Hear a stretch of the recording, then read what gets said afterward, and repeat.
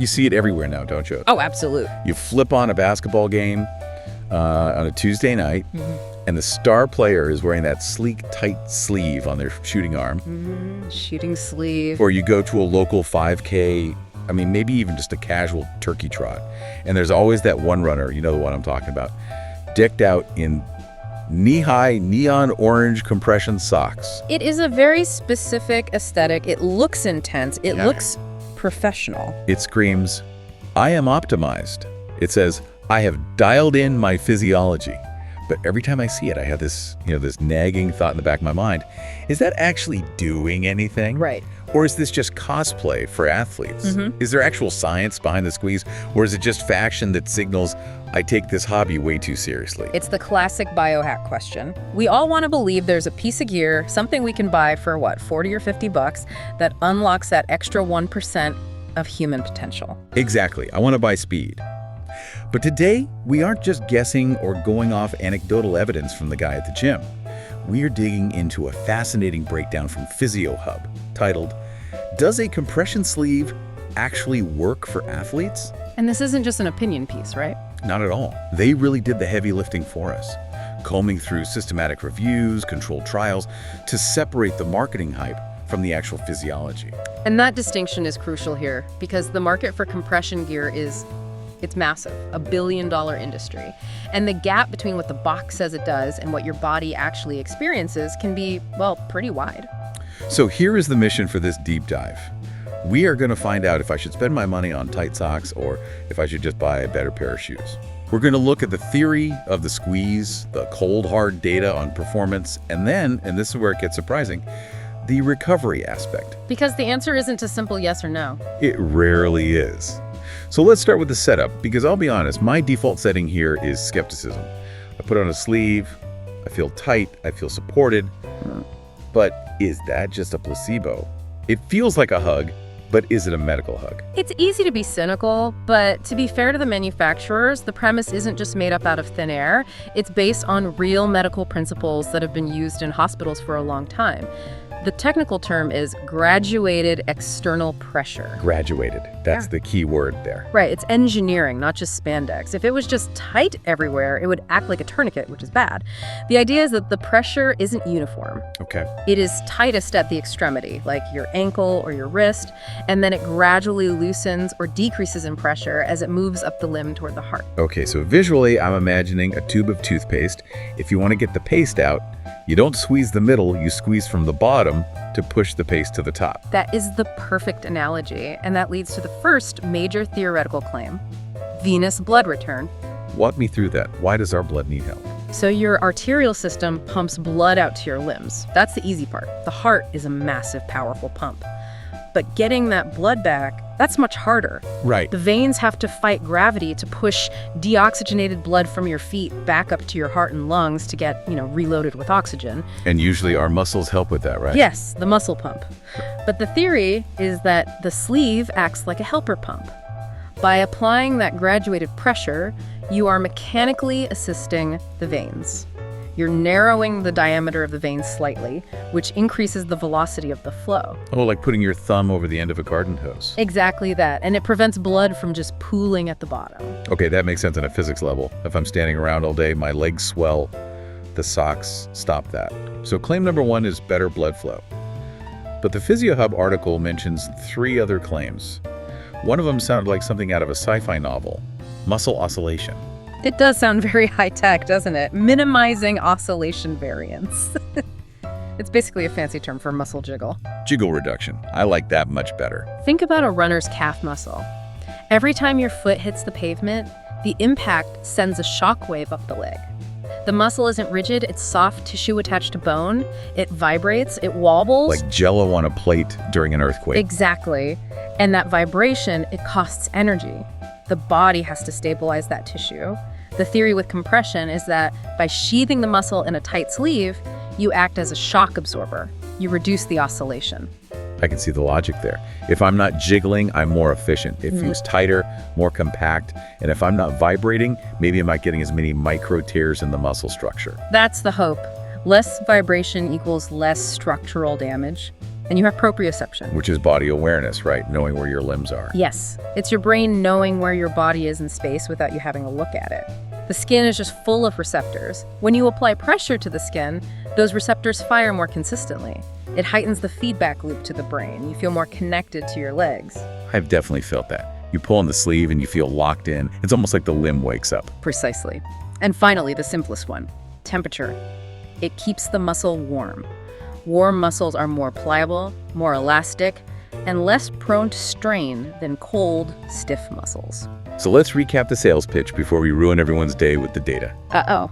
If I wear these sleeves, I have better blood return, my muscles stop jiggling like jello, I know exactly where my legs are, and they stay warm. On paper, this sounds like a slam dunk. It sounds like if I wear these, I'm going to run faster, jump higher, and play like an MVP. It does sound like that, and that is why the marketing works so well. But I'm looking at your notes here, and I see a section titled The Myth Busting.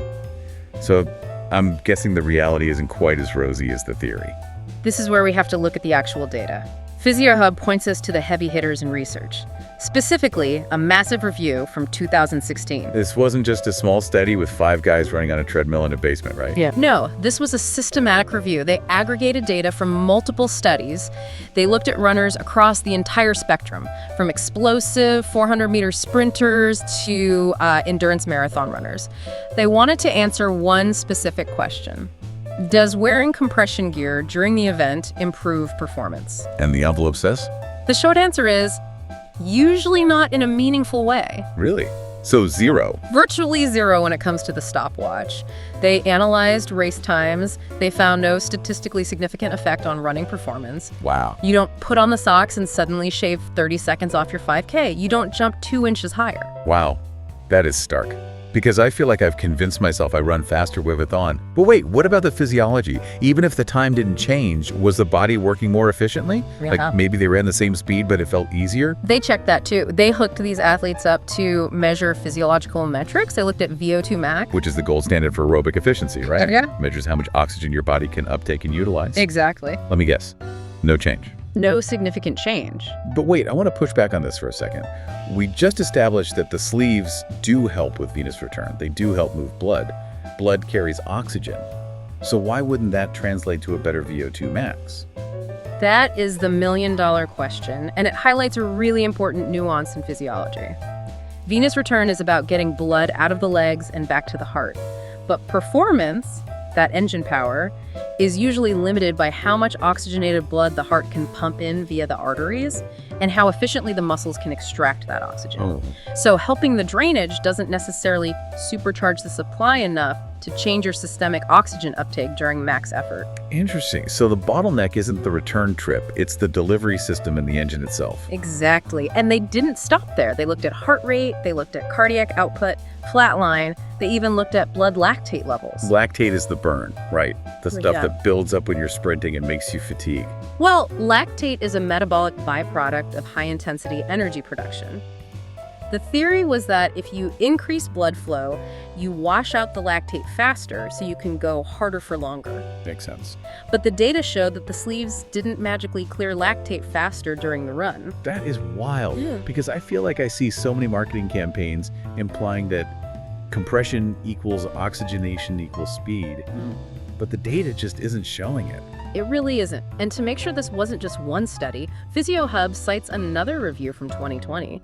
They found a very small number of studies that showed some improvement, but they described the results as modest and inconsistent. Modest and inconsistent is not what I want to hear when I'm spending $60 on specialized socks. Right. If you are lacing up your shoes and pulling on those sleeves, expecting to hit a personal best purely because of the compression, science says you are likely going to be disappointed. The supersuit effect is mostly in our heads. Okay, so that's the cold shower. The performance benefit is a myth. So does that mean I should just throw my sleeves in the trash? Yeah. I gotta be honest, even knowing this, I still kind of like wearing them. I feel like we're being too harsh on the socks. No, don't throw them away. This is the plot twist. Okay. Because while the science is pretty harsh on the performance aspect, the during it gets quite encouraging when we look at the after. Recovery. Exactly. The benefits appear when the gear is used as a recovery tool. The Physio Hub article points to a couple of other reviews that found a clear trend. Compression garments worn after exercise seem to help significantly. Okay, help in what way? Are we talking about just feeling cozy, or are we talking about actual physiological repair? Both, but the headline here is DOMS. GOMS. Delayed onset muscle soreness. That feeling when you try to walk downstairs 2 days after leg day and you want to cry because your quads are on fire. That's the one. The research shows that wearing compression gear after intense training reduces the severity of DOMS. Athletes report feeling less sore and less fatigued in the days following the workout. Is that just subjective? Like, oh, I feel tight and secure, so I think I'm better? That's part of it, but it goes deeper. Some studies have actually shown a decrease in markers of muscle damage, like creatine kinase, and a reduction in inflammation markers in the blood. Oh, wow. So something biological is happening to help the tissue calm down. Okay, so that's huge. Uh-huh. Because if you're less sore, you can get back to training sooner, right? Precisely. And that is the indirect performance benefit. The sleeves don't make you faster today, but if they help you recover so you can train hard again tomorrow, that consistency will make you faster over time. It's playing the long game. I like that distinction. It's not a turbo button, it's a maintenance tool. But I want to go back to the why. If the sleeves aren't increasing blood flow enough to change my VO2 max while I'm running, why do they help me recover afterward? What changes when I stop moving? Great question. When you're running, your muscles are pumping like crazy. They're acting as their own pump to move fluid. The sleeves pressure is negligible compared to the massive force of a contracting quad muscle. Sure. But when you stop, when you're sitting on the couch, that's when the muscle pump turns off. And gravity takes over. Right, so that's where the sleeve shines. During rest, that gentle, graduated pressure helps the lymphatic system drain the metabolic waste. It reduces swelling. Okay. If you've done a lot of damage to the tissue microtears from lifting or running, the area tends to swell with fluid. The compression acts as a containment field. It limits that edema, which reduces tissue irritation. Keeps everything compact and calm. Exactly. It's like a gentle, constant hug for your legs. Yeah. And don't underestimate the warmth factor we mentioned earlier. Keeping the muscles warm promotes blood flow to the capillaries, aiding relaxation. It counteracts that stiffness you feel when you cool down too fast. And there was a psychological term you mentioned in the notes, perceived fatigue. Yes. This is fascinating. Even in studies where the biological markers, like the blood levels, didn't change much, the athletes reported feeling fresher. Does that matter? If the blood says you're tired but you feel fresh. It matters immensely. If you feel fresh, you are more likely to have a high-quality training session the next day. If you feel wrecked, you might skip it or just phone it in. So even if it is partially a sensory trick, the outcome is better training consistency. Okay, so we've established that recovery is the real MVP here. Now I have a practical question. If I want this recovery benefit, I want the max benefit. Should I be buying the tightest sleeves possible? Like if some squeeze is good, is more squeeze better? No. Should I be practically cutting off my circulation to force that fluid out? Please do not cut off your circulation. That would be counterproductive and dangerous. This is actually one of the most interesting details in the Physio Hub source. They call it a bit of a paradox. No? The study showed no clear relationship between pressure level and benefit. Wait, really? So cranking the tightness to maximum doesn't equal better recovery?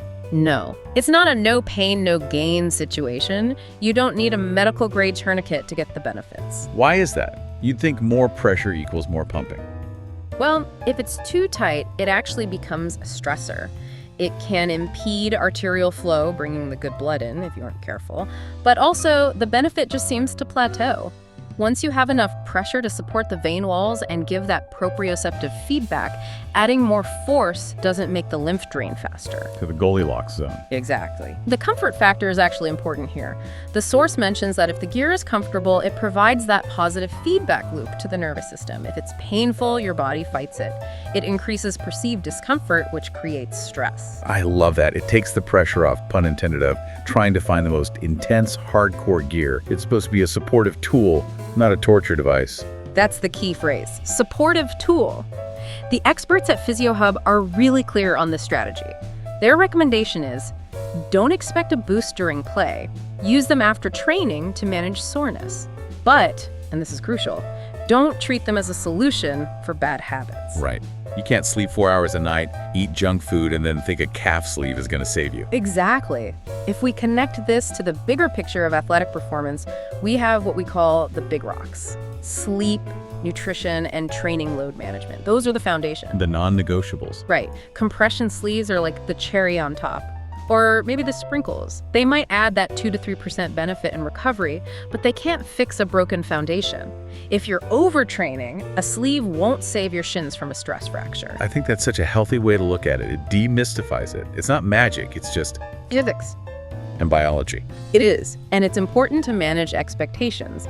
If you buy these thinking you're buying speed, you're wasting money.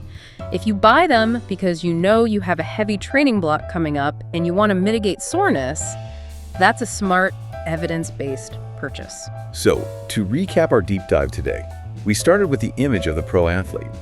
We learned that the squeeze is supposed to help blood flow and stop the jiggle. Right. But when we looked at the data, all those big reviews, we found that wearing them during the race doesn't actually improve your time or your oxygen intake. Correct. Performance enhancement is a myth. But the plot twist.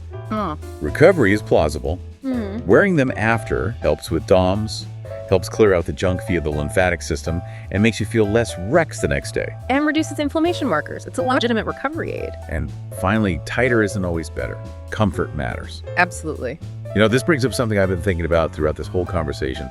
We've been so focused on the physiology, the lactate, the heart rate, but we touched briefly on the placebo effect in the beginning. Yeah. If I stand on the starting line and I'm wearing the same sleeves as my favorite Olympian, and because of that, I feel faster, I feel professional, I feel locked in, could that confidence boost be the real performance enhancer? That is a fascinating provocation. Psychology is a massive part of performance. We know that belief effects are real. If you feel fast, you play fast. Right. The studies show the sleeve doesn't physically push more oxygen into your blood, but if the ritual of putting it on gets your head in the game, if it acts as a trigger for time to perform, who are we to say that's not working? Exactly. The stopwatch doesn't care why you ran faster, just that you did. But at least now, thanks to this deep dive, you know exactly what's happening underneath the fabric. You know it's not magic oxygenation, but it might be magic confidence. Knowledge is the best performance enhancer. Couldn't agree more. Listeners, we hope this cleared up the mystery of the squeeze for you. Next time you see those neon socks, you'll know. It's not for the sprint, it's for the sit down afterwards. Thanks for listening to The Deep Dive. Stay curious. And keep asking questions. See you next time.